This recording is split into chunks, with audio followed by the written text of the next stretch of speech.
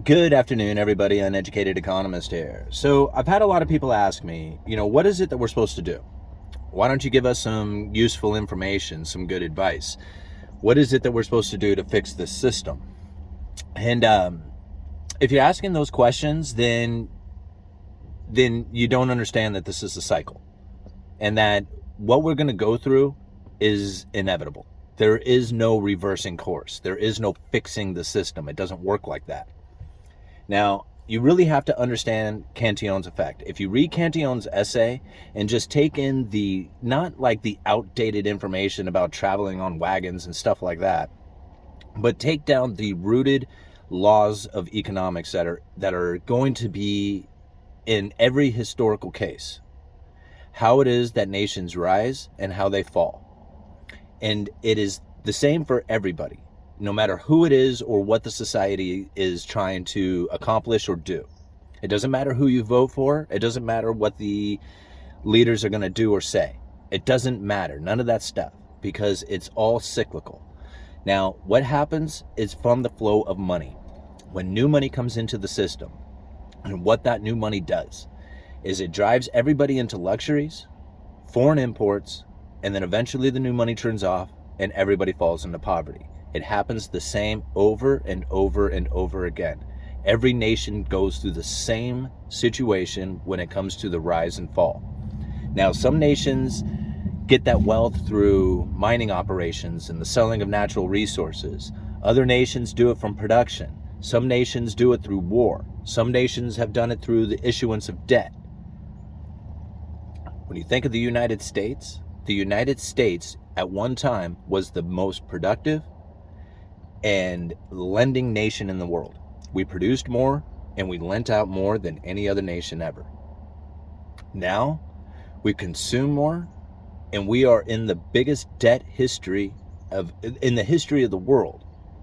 The United States has issued out more debt. That new money that has come into the system has given us a way of life unlike anybody or any time in history. And a lot of people don't realize that they look at their lives and they say, man, I don't have this high standard of living comparatively to the super rich or something. But through history, there has never been a time when our lives have been easier than they are now. Something to think about.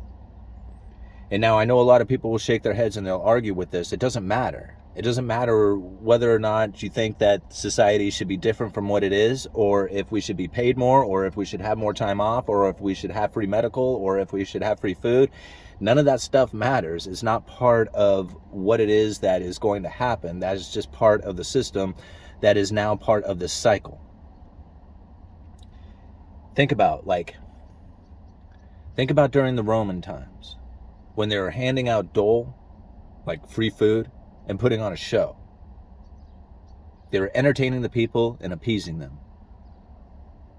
Well, I think about what's happening now. We have UBI talk like crazy out there. How UBI is going to somehow save the system that we have and make everybody's lives better. That is a symptom of the problem. UBI is a symptom of the problem. See, as this new money has poured into the system, we once were a productive nation and we sold more to the rest of the world. And that money that poured in gave us a standard of living unlike anybody else. And we enjoyed that standard of living. And we wanted to increase our standard of living. And so we started buying into the luxuries that are out there. Why wouldn't you? Once you have the money, why would you just hold on to it when you can increase the betterment of your life? Of course you're going to buy into luxuries. So as you buy into luxuries, what that does is it starts driving ever-increasing amounts of foreign imports, because the luxuries that you are buying start driving the prices up. And when the prices go up, the foreign competition starts coming in. And the more this new money continues to pour in, the ever-increasing amounts of foreign production start coming in, competing with the domestic manufacturers, and the domestic manufacturers start to leave. This creates a wedge between the rich and the poor. And that separation between the rich and the poor will continue to grow so long as new money continues to pour into the system. And it doesn't matter if that new money is coming from manufacturing like it once did, or if it's coming from the issuance of debt like we do now.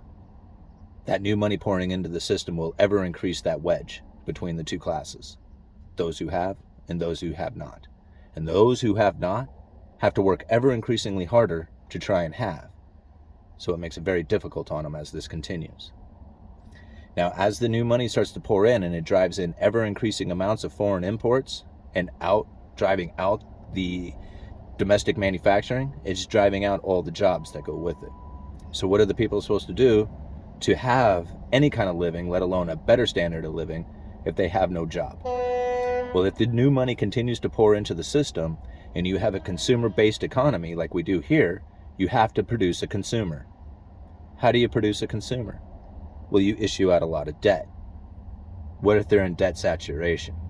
They got student loan debt, credit card debt, car loan debt, they got a house debt. They can't afford to take on any more debt. How do you make them a consumer? Just give them the money. UBI. UBI is a symptom of the new money coming in and not enough debt issuance to go out for everybody. So you just take out the debt yourself, the government, and hand the money to the people, the consumer. Now you have a society that is 100% consumer-based, reliant 100% on foreign purchases of that debt. How long will that last? Think about what that can do for the society. You don't have to work, and you're given money to consume. Think about that for a little bit. How do you fix that system? You can't. You would have to tell people, start producing everything that you need for yourself. Produce all your own electricity, all your own food. Don't buy anything. No debt.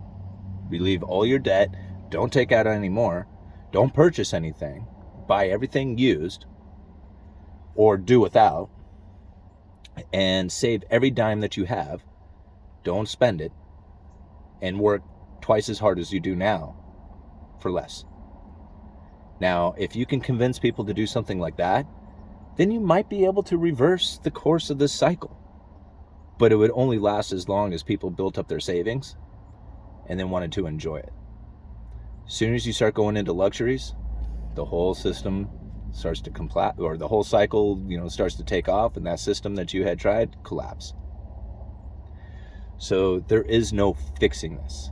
There is no reversing course. There is no answer to it. There is nothing that can be done to stop the cycle from happening.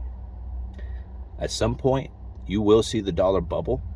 It will buy more than you could ever possibly imagine.